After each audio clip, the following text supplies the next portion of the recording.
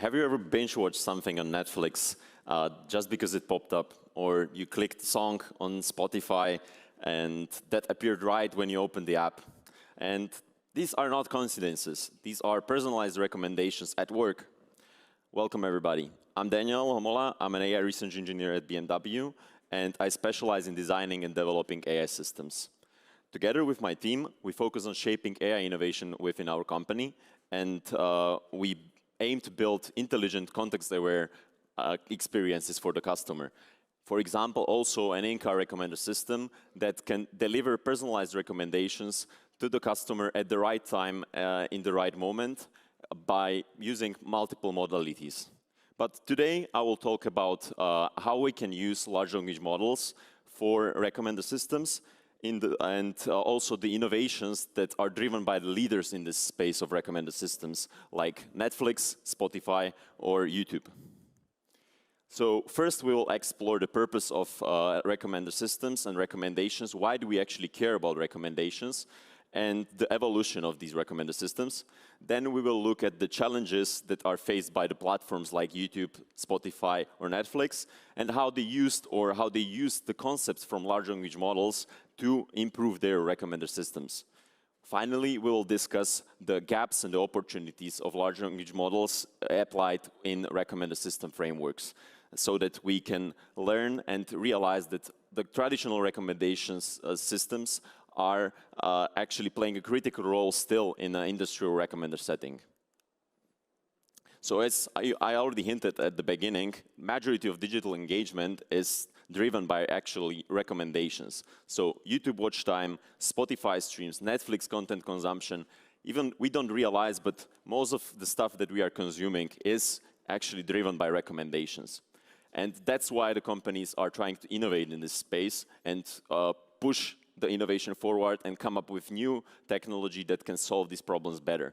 But it's not only the companies, it's also the consumers, because the consumers want to have the help with the decision choice, help with the information overload that is in the systems. And basically, we as customers, we want personalized recommendations because they are cornerstone of the customer experience with digital products. So eventually, the recommender systems are everywhere. They are in our daily life everywhere, and we are facing them in every application, in every digital product. But that's why there is the innovation and the evolution of the recommender systems over time. We started at the shallow models, like matrix factorization in 2000 years, and basically we were able to somehow capture the relationships between the users and items, and we were able to learn some relationships, but we were still not able to learn complex relationships, non-linearities in the data, and still we were lacking when there was sparse data, when there was like cold start problem is a big here. So then in the 2010s, to go beyond these limitations, we turned to deep learning. And deep learning and deep neural networks helped us to capture more of the relationships, and we were able to learn also the nonlinear patterns, and because these models have higher expressive power.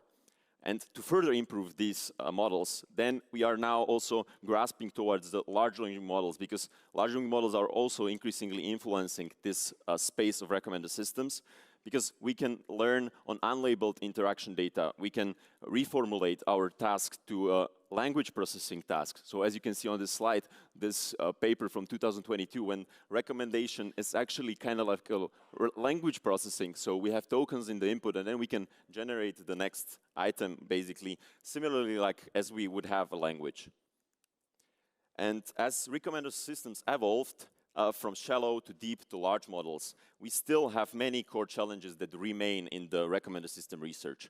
So we need to basically, with the newer LLM-inspired and LLM-enhanced recommender systems, there we can make also additional progress in these challenges as well. So especially in areas like personalization or generalization, multitask learning.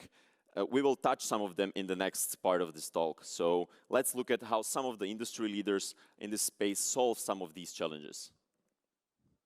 So we will learn from the innovations inspired by large language models at YouTube, Spotify, and Netflix. So let's start with the first one from YouTube. How can YouTube actually recommend new videos and generalize in a better way than before? Before, if you have experience in this field, then a lot of the times the recommender systems are based on IDs, based on ID-based approaches in the recommender systems. But YouTube would like to move from this and basically create like a semantic representation, tokens that will be describing the items in a semantic meaning, not just in simple random IDs that we are trying to just memorize. Because if new item comes, then we have a problem. So this is a problem, but at the same time, they want to do it so that they don't slow down the system. So let's look at how they do it, and actually how they moved from random item IDs to the semantic representations. First, there was a paper in 2023 where they created a recommender system with generative retrieval, which is basically on this image. You can see that you have items in the input sequence, and then you can predict the item on the output sequence. And basically, you can turn those items into the semantic representations, the semantic IDs, which is a crucial idea to come up with the semantic meaning, and then basically you are predicting the next tokens on the output, and from the output you can then retrieve back the item that is represented by these semantic IDs.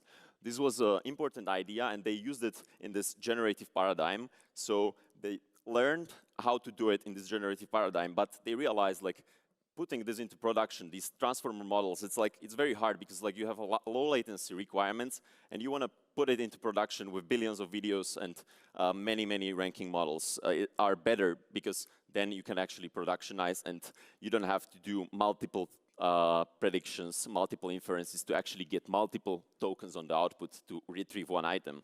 So eventually, from this paper in 2023, they used this idea of semantic IDs in another paper in 2024, where they generalized with these semantic IDs in their ranking models. But they had to do some adaptations so that the ranking models can work with these semantic IDs, with these semantic representations. What did they actually do? So basically, this idea of semantic IDs is the crucial part because it improves the generalization for both retrieval and the ranking models.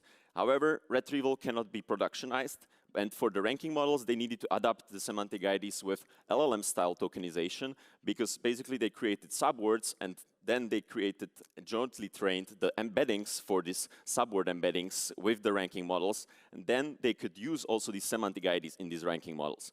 So basically, at the end, they could productionize this semantic ID idea in the ranking models, and they basically could create the semantic IDs and run this with a corpus of billions of videos with controlled memory cost, because they don't need to have then for each video in the system simple another vectors. They have a limited amount of tokens in the vocabulary that can describe all of the billion videos, and then also reach the low inference latency.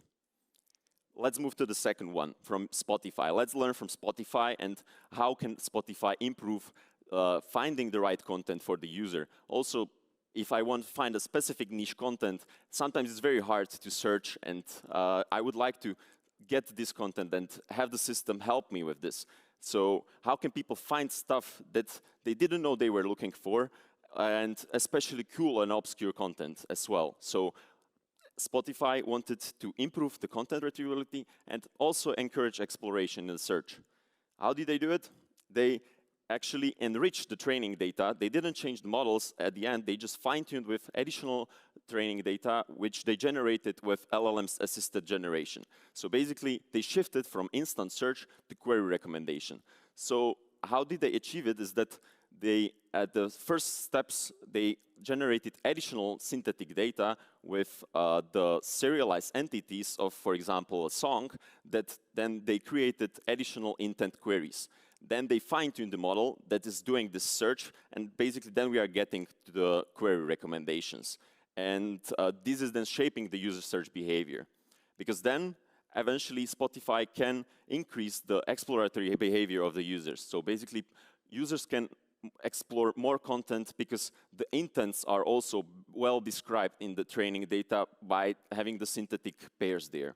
And also, we can improve the content retrievability for the long tail items, like the stuff on these pictures. You can see this niche content. Suddenly, it's not under the water, but it's part of the iceberg. So we get it out of there because of these extra additional synthetic data. And they applied it across many domains, across music, podcasts, and audiobooks. So we can actually see that it's possible to use this in different domains. So we can also use it in our businesses or different industries because they already used it in different domains and it worked for them. Let's get to the third case study from Netflix. Their problem is that they have many specialized models for many different recommendations, but they want to build a foundation model. They want to build something data-centric that they can create one big model that can learn across many different tasks. So this is the multitask learning that they want to solve, and they want to also capture long-term preferences from learning on top of these many tasks, and then scale across many use cases. But how can they build this one super system that understands everything about your watching habits, all your user interactions? There are thousands of interactions like this. How can they do it and so that it works across the whole app? Here we come back to the generative paradigm that basically we can use the next token prediction objective, similarly as the generative retrieval in the YouTube sense, but we can then use over these interaction sequences similar to GPT, and we need to make critical modifications to the objective in this recommendation system, because also in the tokens that we have in the system, like Netflix, for example, the importance of each token is different. If you watch a trailer, you need to put less weight on this than watching a 2-hour movie. So this is important to consider these patterns in the recommender systems so that we learn the aspects of the recommendations and the specific items. And also they learned in a centralized fashion. So instead of learning different tasks, they were able, with this sequence task, they were able to basically align multiple different tasks into one and learn across all of them. One thing which was very important also for them is that they needed to come up with mechanisms to scale this training. So in transformers, it's very hard to basically train on a very long sequences. So they came up with a sliding window sampling mechanism, which basically over the training, they changed the specific parts that they are looking at so that they can learn the long-term taste of the user. So at first they looked at the first 100 events, and then another part of the training they looked at different parts of maybe the last 100 events of the customer. And this way they can learn long-term preferences. And also additional different modifications so that the actual algorithm and the model can be fast enough because of the latency. So what was the outcome eventually of Netflix is that they created a unified data-centric system for various downstream applications. However, I still believe that directly using this predictive model is very latency intensive, and I'm not sure if they're using this model in production, but they are definitely getting value from the embeddings that they are creating, these vectors, these representations that they are learning over all the interaction sequences of each user. And then they can basically improve the long-term personalization and the representation quality of the movies as well. Because when training this foundation model, they are also getting the entity embeddings as a byproduct, because the movies are actually the tokens as part of the foundation model. And also the outcome brought also the insights in the space of scalable training on these large user interaction sequences. So what we learned from these case studies? We learned that LLMs can help recommender systems. They enrich recommender systems, and it's not only LLMs, it's the concepts that are coming from the space of large language models. But also, they need help. These concepts don't work out of the box. We need to change the objective. We need to do some modifications in the training, and we need to create our vocabularies. We need to represent the data in the sense so that we can actually get value from it. So in general, the takeaways are, if we are building industrial recommender systems, we very often see that the systems are hybrid. The big companies, if they want to scale and if they want to have low latency, then they use the large language models in some other parts of the recommenders, not at the end, because still the inference is very expensive and costs a lot of time. So if you have a big system, you need to save that. And you need to enrich the data. That's also part how we can build these hybrid systems. That was the case with Spotify, that they created additional synthetic data that eventually made the system more robust. At the end, also the Netflix case, we learned that we can build a foundational recommender model, but we have to make additional modifications because the recommendation task is different than the language task when we are training similarly to GPT. So we can then leverage also the large-scale unlabeled interaction data and the next token prediction objective.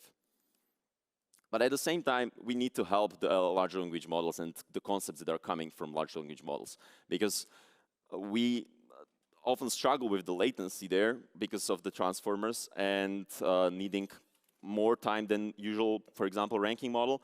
Then we require a hybrid solution, or we need to optimize the model.